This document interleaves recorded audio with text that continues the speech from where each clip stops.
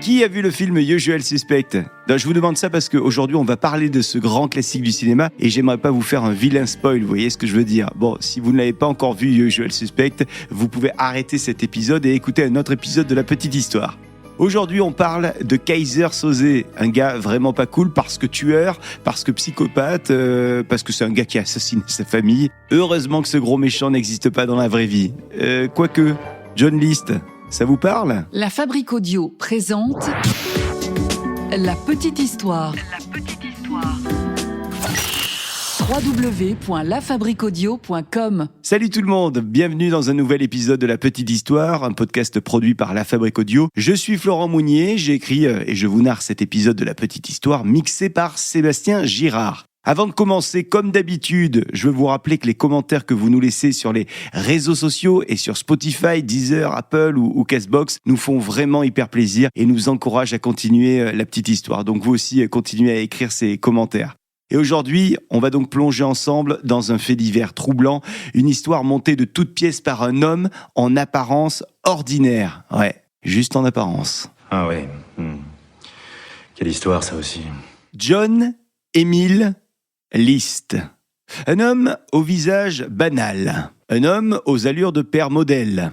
Un homme qui va à l'église au moins une fois par semaine. Un homme poli.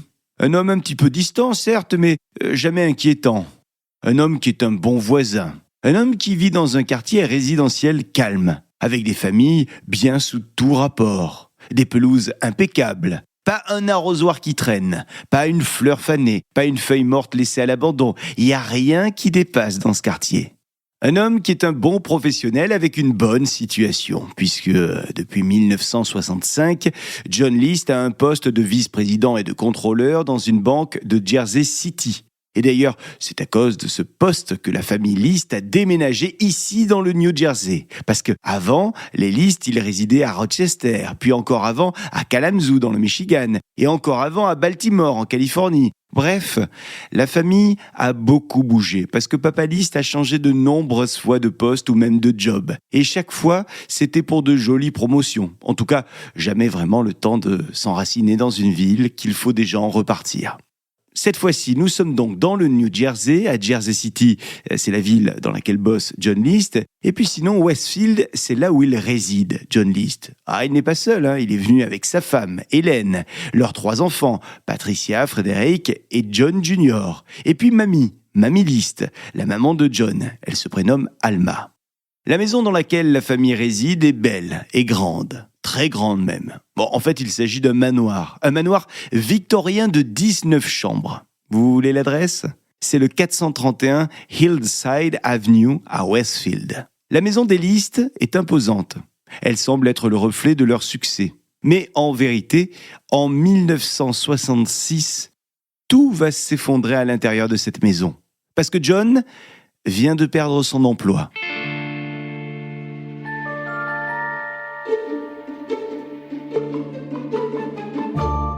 Alors vous savez ce que c'est, les apparences. Quand on perd son emploi, faut éviter que ça se sache. Alors on fait semblant. John fait donc semblant de partir au travail chaque matin et de revenir tous les soirs à la maison après une dure et éprouvante journée de labeur. Ouais, c'est sans doute sa fierté. Et puis aussi sa foi qui pousse John à cacher la vérité à sa famille.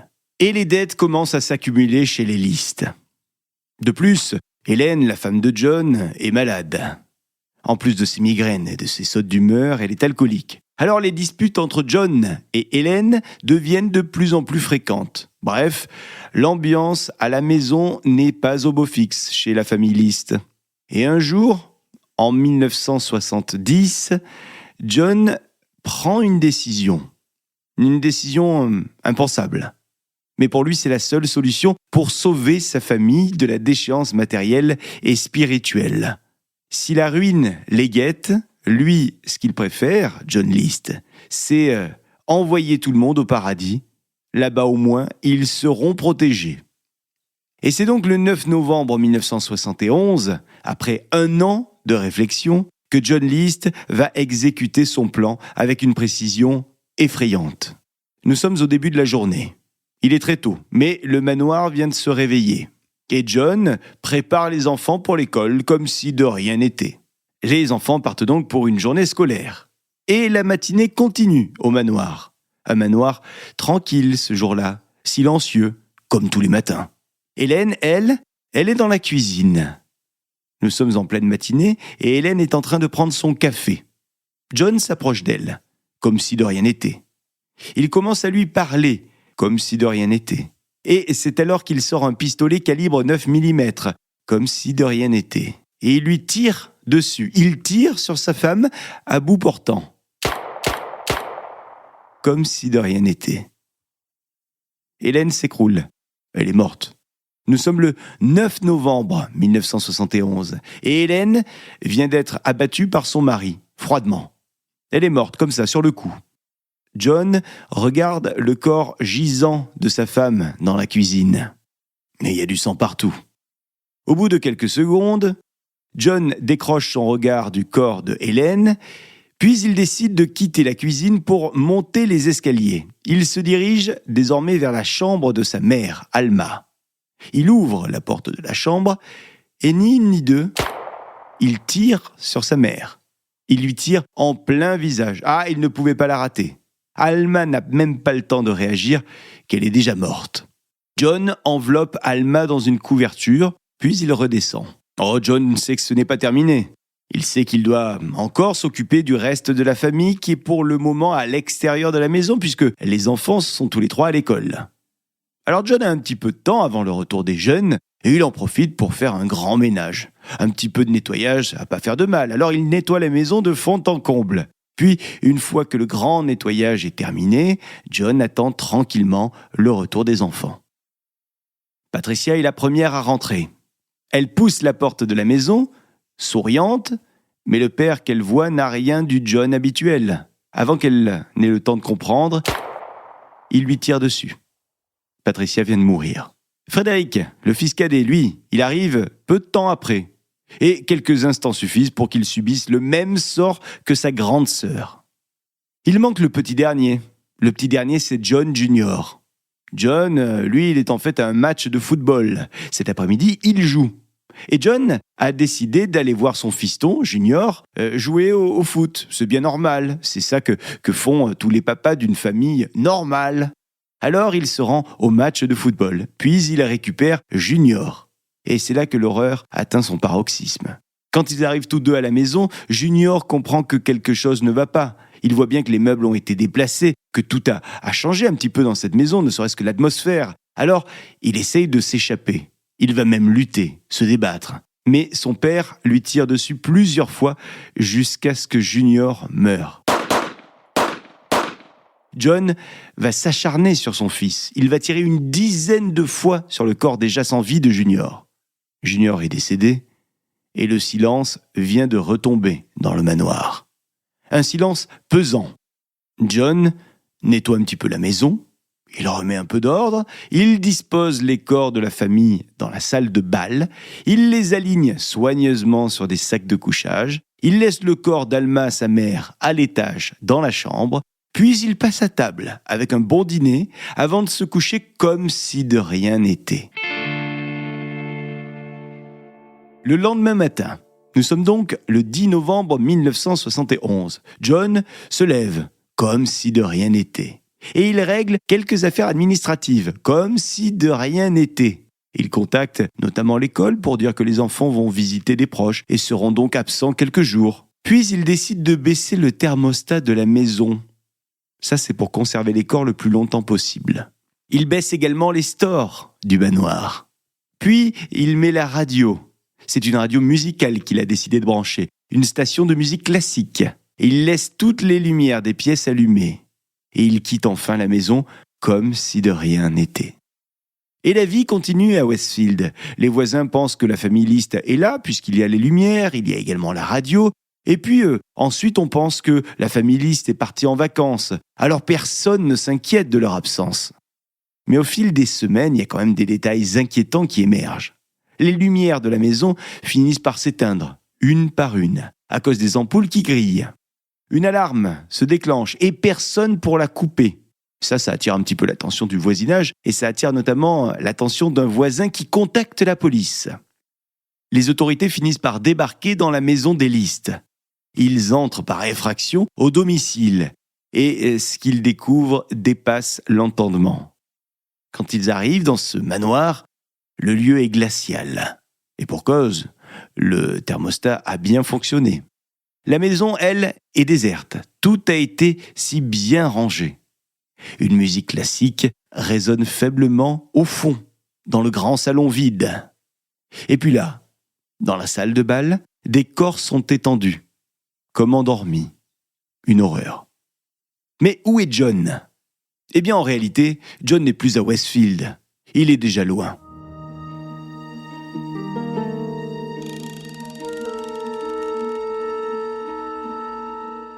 « 18 années ont passé et toujours aucune nouvelle de John. Tous les Américains ont parlé de l'affaire List pendant des années. Mais au fil du temps, on a un petit peu oublié l'affaire, si bien qu'elle est devenue un mystère national. Jusqu'en 1989. Ce soir-là, l'émission de télé America's Most Wanted a décidé de faire un sujet sur cette fameuse affaire List. America's Most Wanted est une émission qui est spécialisée dans la traque de fugitifs. Et c'est donc List qui est la star du programme de ce soir. L'animateur de cette émission évoque l'affaire et il a fait appel à Frank Bender pour l'émission. Frank Bender, dont la spécialité est de reconstituer l'apparence faciale de gens morts. Il fait ça à partir du squelette ou alors il reconstitue l'apparence faciale de fugitifs dont on a perdu la trace. Et là, il fait ça à partir de vieilles photos. Frank Bender a pour cette affaire List réalisé un buste en 3D de John List. Enfin, de ce à quoi List pourrait ressembler après 18 ans. Et c'est donc ce buste en argile qui va être présenté aux téléspectateurs de l'émission America's Most Wanted. L'animateur demande à ses téléspectateurs de vérifier si le buste qu'ils voient en ce moment sur leur écran leur fait penser à quelqu'un, à une personne de leur entourage. Bon, évidemment, la police n'a pas beaucoup d'espoir. Et pourtant, un habitant de Virginie téléphone pour dire que le buste ressemble étonnamment à l'un de ses voisins, un dénommé Robert Clark. Robert Clark qui habite le coin depuis plusieurs années, juste à côté de chez lui. Il dit que ce Robert Clark a beaucoup de points communs avec le buste de John List. Et c'est vrai que les détails sont saisissants. Les rides, les lunettes, même l'arrêt de ses cheveux. Tout peut ressembler à John List, chez Robert Clark. Il y a donc des points communs physiques, mais ce n'est pas tout, parce que le voisin en question, il a aussi d'autres points communs avec List. Lui aussi est un comptable, par exemple. Et puis lui aussi est un paroissien qui se rend très souvent à l'église. Alors, le FBI arrive au domicile de ce Clark. Mais le suspect dément catégoriquement. C'est finalement par les empreintes digitales que le doute est levé quant à l'identité de John List. Et Clark finit par avouer qu'il est réellement List. Alors en fait, après les meurtres, John List avait eu le temps d'aller à la banque pour y retirer tout l'argent de sa mère Alma. Il avait eu le temps de laisser sa voiture, une Chevrolet verte, sur le parking de l'aéroport JFK à New York. Et John avait eu le temps également de ne pas prendre l'avion, mais de prendre le train. Un train qui l'avait conduit vers le Michigan. Puis il a refait sa vie sous le nom de Robert P. Clark. Et avec sa nouvelle identité, Robert, a trouvé un emploi de comptable. Il s'est même remarié. Bon, il n'a rien raconté de son passé à sa nouvelle femme, on est d'accord. Elle, c'est Dolores. Et Dolores ne se doute de rien jusqu'à l'arrivée du FBI en 1989 devant sa maison. Mais Dolores a du mal à croire à cette histoire. D'ailleurs, elle décrit à la police son mari comme étant un homme calme, un homme réservé, un homme qui aime la routine, pas un dégénéré qui pourrait tuer toute sa famille. Pourtant, lors de son procès, John List va bel et bien admettre les crimes qu'il a commis. Il va rester quand même impassible, aucun remords, il raconte juste calmement comment il a tout planifié. Pour lui, c'était une solution, je cite, logique. Alors la cour le juge coupable de 5 meurtres. Et le condamne à la prison à vie, sans possibilité de libération conditionnelle. John List va finalement mourir en prison en 2008. Il avait 82 ans. Et son histoire va rester l'un des exemples les plus frappants de la capacité d'un homme à dissimuler l'horreur derrière une façade de respectabilité. Merci à toutes et tous d'avoir pris le temps d'écouter cette glaçante petite histoire du crime aujourd'hui. N'oubliez pas de nous laisser vos commentaires et vos notes sur Spotify, Apple Podcasts et les autres plateformes.